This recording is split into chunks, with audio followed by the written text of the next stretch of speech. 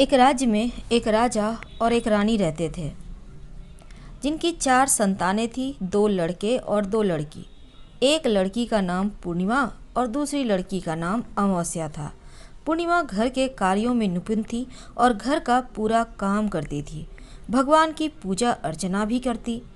इसके अतिरिक्त वह गौ माता की सेवा करती और उसकी दूसरी बहन अमावस्या ना ही घर का कोई काम करती और न भगवान की पूजा अर्चना करती और न गौ माता की सेवा करती। पूर्णिमा सर्वगुण संपन्न थी, फिर भी राजा और रानी अपने दोनों बेटों और पुत्री अमावस्या को ही प्यार करते थे और वह पूर्णिमा से प्यार नहीं करते, उसके साथ भेदभाव करते। राजा के चारों पुत्र और पुत्री धीरे धीरे बड़े हो रहे थे। जब वे बड़े हो गए, राजा ने अपने दोनों पुत्रों का विवाह योग्य कन्याओं के साथ करा दिया। इसके बाद रानी ने राजा से कहा कि अब दोनों पुत्री विवाह के योग्य हो गई हैं और इन दोनों का विवाह भी करा दो। लेकिन पुत्री अमावस्या का विवाह किसी बड़े खानदान में कराना और पूर्णिमा का विवाह किसी गरीब परिवार में कराना, क्योंकि पूर्णिमा को केवल भगवान की पूजा पाठ करना ही पसंद है और गाय की सेवा करना पसंद है। अब रानी ने राजा को दोनों पुत्रियों का रिश्ता तय करने के लिए भेज दिया। राजा ने अपने पड़ोसी राज्य में जाकर वहाँ के राजा के पुत्र से अमावस्या का विवाह तय कर दिया और वहीं पास के गांव में जाकर एक गरीब परिवार के लड़के से पूर्णिमा का विवाह तय कर दिया। यह सारी बात जानकर राजा ने अपनी रानी से बताया तो रानी यह सोचने लगी कि अब देखते हैं कि भगवान इसकी मदद कैसे करते हैं। यह बहुत पूजा पाठ करती है, भगवान में मगन रहती है। पूर्णिमा का भाई और उसकी भाभी पूर्णिमा से बहुत प्यार करते थे, क्योंकि पूर्णिमा उनके घर के कार्यों में उनका साथ देती और कार्यों में उनका हाथ बटाती। यही नहीं, उनकी दूसरी बहन अमावस्या उन पर रोब जमाती थी और घर का कोई कार्य भी नहीं करती। कुछ समय बीत जाने के बाद दोनों पुत्रियों का विवाह हो जाता है। राजा रानी की विवाह के बाद अपनी दोनों पुत्रियों को विदाई देते हैं और विदाई देते समय राजा और रानी पुत्री अमावस्या को बहुत सारा धन दौलत देकर विदा करते हैं। पूर्णिमा को भी कुछ भी नहीं देते, खाली हाथ उसके घर से विदा कर देते हैं और दोनों बहनें अपने अपने ससुराल चली जाती है। कुछ दिन बीत जाते हैं। एक दिन अमावस्या अपने घर पर शिवजी की कथा रखती है, जिसमें वह सभी गांव वाले को निमंत्रण देती है और अपनी बहन पूर्णिमा को नहीं बुलाती। जब गांव की सभी औरतें अमावस्या के यहाँ जाती हैं तो यहाँ सब दृश्य पूर्णिमा को अपने घर के दरवाजे के बाहर बैठकर देख रही होती है। तब वहाँ से गुजर रही औरतें पूर्णिमा से कहती है, तुम्हारी बहन के यहाँ शिवजी की कथा रखी है, क्या तुम नहीं चलोगी? पूर्णिमा ने कहा, मुझे निमंत्रण नहीं आया, मैं नहीं जा सकती। सभी गांव की औरतों ने पूर्णिमा से कहा, बुलाया नहीं तो क्या, भगवान शिव की कथा है, तुम हमारे साथ चलो। गांव की सभी औरतों की बात मानकर पूर्णिमा भी उसके साथ भगवान शिव की कथा में अमावस्या के घर चली जाती है। जब अमावस्या की नज़र पूर्णिमा पर पड़ती है तो वह कहती है, तुम यहाँ कैसे चली आई? मैंने तो तुम्हें बुलाया नहीं था। खैर कोई बात नहीं, अब तुम आ गई हो तो चुपचाप बैठी रहना। और यह कहते हुए अमावस्या पूर्णिमा की गरीबी का भी मजाक उड़ाती है और पूर्णिमा की आंखों में आंसू आ गए। रोते रोते मन ही मन पूर्णिमा भगवान शिव से विनती करती है, हे भगवान, क्या पूजा पाठ करना गलत है? गौ माता की सेवा करना गलत है? आखिर मेरी गलती क्या है?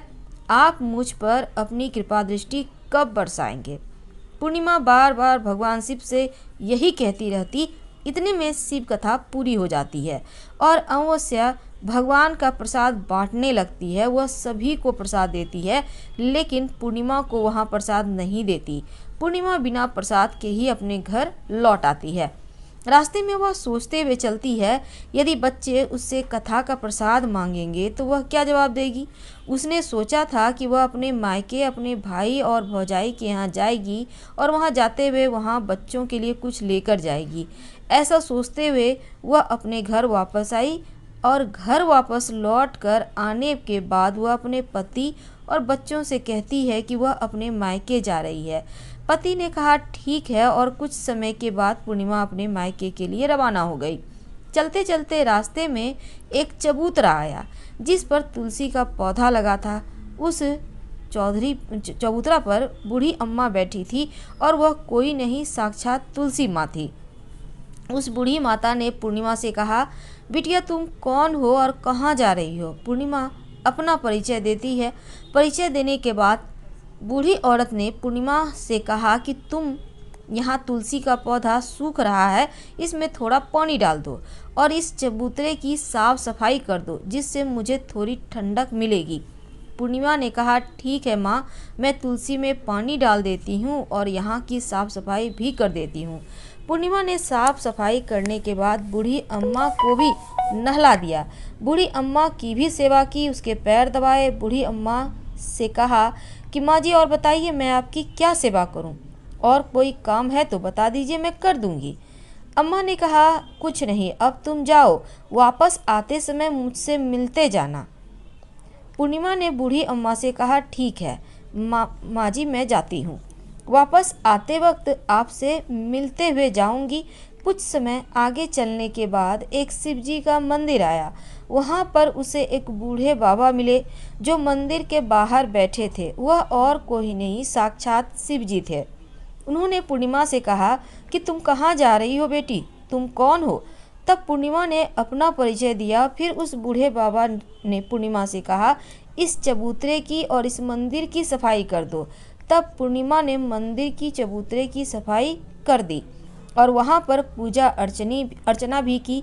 साफ सफाई पूजा करने के बाद उन्होंने बूढ़े बाबा को भी नहला दिया और उनसे कहा कि बाबा और कोई काम हो तो बताइए। तब बूढ़े बाबा ने कहा, नहीं बेटी, अब तुम जाओ और वापस आते वक्त मुझसे मिलते हुए जाना। पूर्णिमा ने कहा, ठीक है बाबा, मैं जाती हूँ, वापस आते हुए आपसे मिलते हुए जाऊंगी। आगे चलते चलते कुछ दूर चलने के बाद पूर्णिमा को एक काली जी का मंदिर दिखा। वहाँ भी एक बूढ़ी अम्मा चबूतरे पर बैठी थी। उस बूढ़ी औरत ने भी पूर्णिमा से कहा कि बेटी तुम कौन हो और कहाँ जा रही हो? तब पूर्णिमा ने उस बूढ़ी औरत को भी अपना परिचय दिया। बूढ़ी औरत ने पूर्णिमा से कहा कि यहाँ पर सभी पूजा पाठ करने के लिए आते हैं, लेकिन मंदिर का साफ सफाई करने कोई नहीं आता, इसलिए तुम मंदिर की और चबूतरे की साफ सफाई कर दो। पूर्णिमा ने कहा, ठीक है माताजी, और पूर्णिमा मंदिर की चबूतरे की साफ सफाई कर देती है, पूजा पाठ करती है, माता का श्रृंगार करती है और उस बूढ़ी अम्मा को भी नहला देती है। बूढ़ी अम्मा के पैर दबाती है और कहती है, सभी काम हो गया है और कोई काम हो तो बताइए। बूढ़ी अम्मा कहती है, नहीं बेटी, अब तुम जाओ, लेकिन वापस आते वक्त मुझसे मिलते हुए जाना। पूर्णिमा कहती है, ठीक है, और वह आगे चली जाती है। आगे चलते चलते एक नदी आती है। वहाँ पर भी एक बूढ़ी अम्मा बैठी रहती है और वह कहती है, बेटी तुम कौन हो, कहाँ से आई हो? उसे भी पूर्णिमा अपना परिचय देती है। बूढ़ी औरत पूर्णिमा से कहती है, नदी पर स्नान करने तो यहाँ सब आते हैं, लेकिन यहाँ की साफ सफाई कोई नहीं करता, इसलिए तुम इस किनारे पर साफ सफाई कर दो। पूर्णिमा कहती है, ठीक है माँ जी, और वहाँ की साफ सफाई कर देती है। उस बूढ़ी अम्मा के पैर दबाती है और कहती है, माँ जी और कोई काम हो तो बताइए। बूढ़ी अम्मा कहती है, कुछ नहीं बेटी, तुम जाओ, लेकिन वापस आते वक्त मुझसे मिलते जाना। और वहाँ नाव में बैठकर नदी के दूसरे किनारे पहुँच जाती है। वहाँ अपने मायके पहुँचती है, घर पहुँचती है। वहाँ पर पूर्णिमा के भाई भाभी उसे देखकर बहुत खुश होते हैं और वे पूर्णिमा की बहुत खातिरदारी करते हैं, उससे बहुत सारी बातें करते हैं और कहते हैं, बच्चों को भी साथ में लेकर आती तो बहुत अच्छा होता। अब कुछ समय के बाद पूर्णिमा ने वापस अपने ससुराल जाने को कहा तो उसकी भाभी ने उसके लिए एक साड़ी दी और बच्चों के लिए कपड़े और खाने पीने की कुछ चीज़ें दे दी और कहा कि तुम बहुत दिनों के बाद आती हो। और पूर्णिमा की भाभी ने यह थैला पूर्णिमा के हाथ में दिया और कहा कि जाओ और जल्दी वापस आना। इसके बाद पूर्णिमा वहाँ से अपने ससुराल के लिए रवाना हो गई और उसी नदी के किनारे पहुंची जहां नाव में बैठकर दूसरे किनारे पर उतर गई। वहां उतरने के बाद वहां पर उसे वही बूढ़ी अम्मा मिली जो साक्षात गंगा मैया थी। उस बूढ़ी अम्मा ने पूर्णिमा को एक फैला दिया और कहा कि इसे तुम अपने घर जाकर ही खोलना। अब पूर्णिमा के पास बहुत सारे थैले हो गए, लेकिन पूर्णिमा वहाँ से रवाना हो गई और आगे कुछ दूर चलने पर काली माँ का मंदिर आया। काली माँ बूढ़ी के रूप में विराजमान थी। उसने कहा कि बेटी पूर्णिमा ने कहा, हाँ माँ जी, मैं आ गई। तो काली माँ ने उसे एक थैला दिया और कहा, तुम यहाँ ये जो थैला है अपने घर ले जाकर खोलना। अब पूर्णिमा के पास 3 थैले हो गए, एक जो उसकी भाभी ने दिया था, दूसरा जो गंगा मैया ने दिया और तीसरा जो माँ काली ने दिया। तीनों थैली लेकर पूर्णिमा आगे बढ़ी। कुछ दूर जाने पर शिव जी का मंदिर आया। बूढ़े बाबा के रूप में शिव जी स्वयं विराजमान थे। बूढ़े बाबा ने कहा, पूर्णिमा तुम वापस आ गई? पूर्णिमा ने कहा, हाँ बाबा, मैं वापस आ गई। बूढ़े बाबा ने भी पूर्णिमा को एक थैला दिया और कहा, यह थैला तुम अपने घर जा रही हो, घर जाकर खोलना। पूर्णिमा ने कहा, ठीक है बाबा। अब पूर्णिमा के पास 4 थैले हो गए थे। अब पूर्णिमा 4 थैले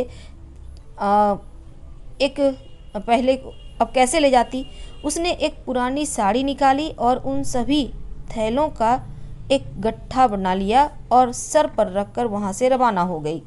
कुछ दूर जाने के बाद उसे तुलसी माँ बूढ़ी औरत के रूप में मिलती है। कहती है, पूर्णिमा तुम आ गई? तो पूर्णिमा कहती है, हाँ माँ जी, मैं आ गई। तो बूढ़ी औरत भी उसको एक और थैला देती है और कहती है, यह थैला तू अपने घर जाकर ही खोलना। पूर्णिमा कहती है, ठीक है माँ जी।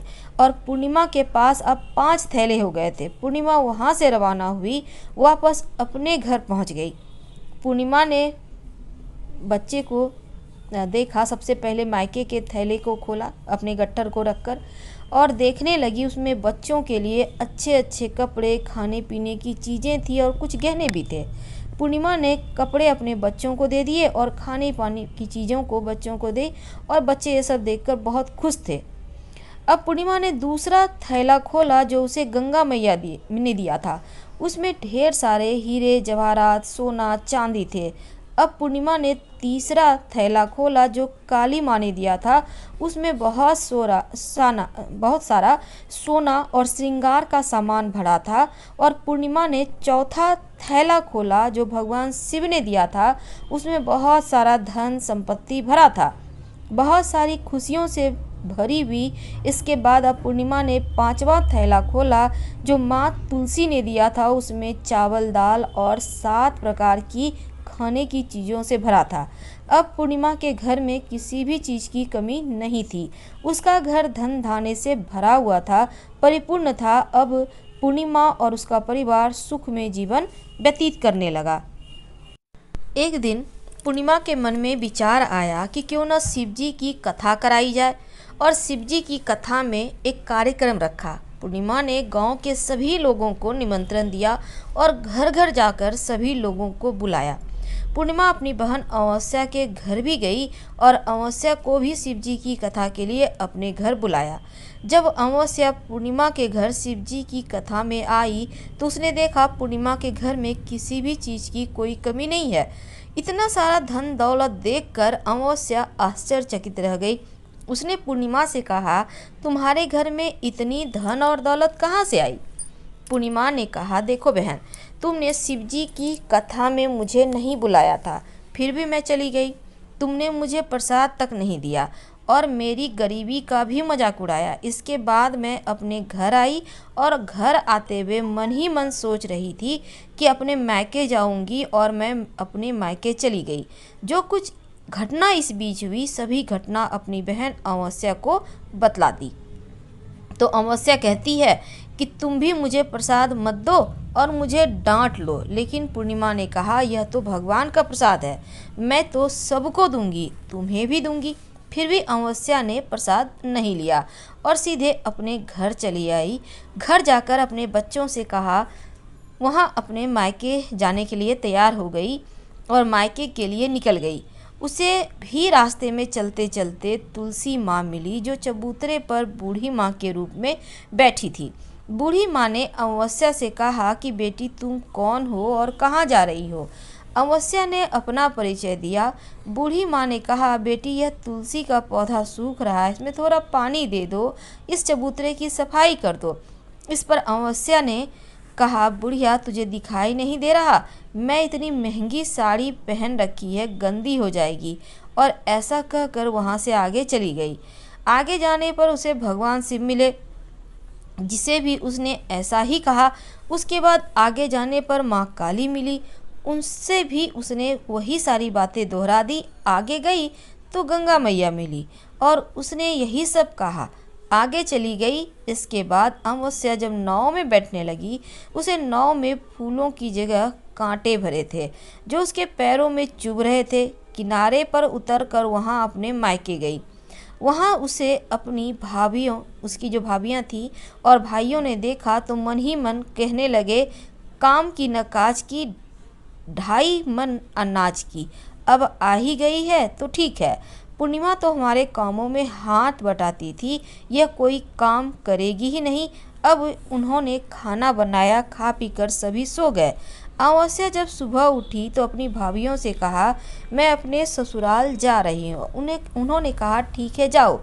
अमावस्या बोली कि पूर्णिमा को तो तुमने एक थैला दिया था और मुझे कुछ नहीं दोगे क्या? भाभी ने कहा कि तुम घर जाओ, थैले तुम्हारे घर पहुँच जाएंगे। फिर अमावस्या वहाँ से निकल गई। नदी के किनारे पहुंची। वहां गंगा मैया बुढ़िया औरत धारण करके रूप में बैठी थी। बूढ़ी माँ ने कहा, आ गई बेटी? उसने कहा, हाँ मैं आ गई। तुमने पूर्णिमा को एक थैला दिया था, मुझे नहीं दोगी क्या? बूढ़ी अम्मा ने कहा, तुम घर जाओ, थैले तुम्हारे घर पहुंच जाएंगे। इसके बाद आगे जाने पर काली मैया मिली, उसने भी अमावस्या से यही कहा। आगे जाने पर भगवान शिव मिले, उन्होंने भी अमावस्या से यही कहा। उसके आगे माँ तुलसी मिली, उन्होंने भी अमावस्या से यही कहा, तुम घर जाओ, थैले तुम्हारे घर पहुँच जाएंगे। अमावस्या अपने घर पहुँचती है। आंगन में उसने देखा तो वहाँ पर 5 थैले पड़े हुए थे। अमावस्या ने मन ही मन सोचा, अब तो मेरे पास बहुत सारी धन दौलत आ जाएगी। जल्दी जल्दी उनमें सभी थैले को खोला। किसी में मिट्टी थे, किसी में पत्थर, किसी में कंकर, किसी में कोयला और मायके से भी कुछ नहीं मिला था। इन थैले में कुछ भी नहीं था। अमावस्या दौड़ती हुई पूर्णिमा के घर गई और कहती है कि तुम्हें तो इतना सब कुछ मिला, मुझे तो कुछ नहीं मिला, आखिर क्यों? पूर्णिमा कहती है, जब मैं अपने मायके जाती हूँ तो अपने भाभियों के साथ उनके कार्यों में हाथ बटाती हूँ, उनके साथ मिलकर काम करती हूँ, लेकिन तुम ऐसा कुछ भी नहीं करती, उनकी इज्जत भी नहीं करती, इसलिए वह तुम्हें भला क्या देंगे। इसके बाद तुमने गंगा मैया को ठुकरा दिया, काली माँ को ठुकरा दिया, भगवान शिव को ठुकरा दिया, इसलिए तुम्हें कुछ नहीं दिया। अमावस्या कहती है, बहन तुम मुझे माफ़ कर दो, मैं तुम पर हमेशा अत्याचार हमने किया है। मुझे कुछ नहीं मिला तो कोई बात नहीं, मैं भगवान की भक्ति करूंगी और सब कुछ प्राप्त कर लूँगी, मुझे इन सब चीज़ों का रहस्य बताओ। तो पूर्णिमा ने कहा, तुम 3 सूत्र का ज्ञान ले लो और उसकी कथा करना। पहले सूत्र में दया मांगना, दूसरे सूत्र में कथा मांगना और तीसरे सूत्र में 108 बार ओम नमः शिवाय का जाप करना। भगवान ने यह सूत्र दिए हैं, इसको अपने हृदय में बसा लो। मैंने भी यह 3 सूत्र अपने जीवन में अपनाए थे और सच्चे मन से भगवान की भक्ति पूजा पाठ की थी। फिर भगवान ने मुझे वह सब कुछ दिया जो कुछ तुम्हारे पास था, अब भी सब खत्म हो गया। इसके बाद अमावस्या अपने घर गई, भगवान की पूजा पाठ करने लगी। भगवान शिव से उसने माफ़ी मांगी, गौ माता की सेवा भी की और दूसरों की मदद भी करने लगी। हर हर महादेव। कथा पसंद आए तब लाइक करें, चैनल को सब्सक्राइब करें, अपनों से शेयर करें और कमेंट में हर हर महादेव जरूर लिखें। धन्यवाद।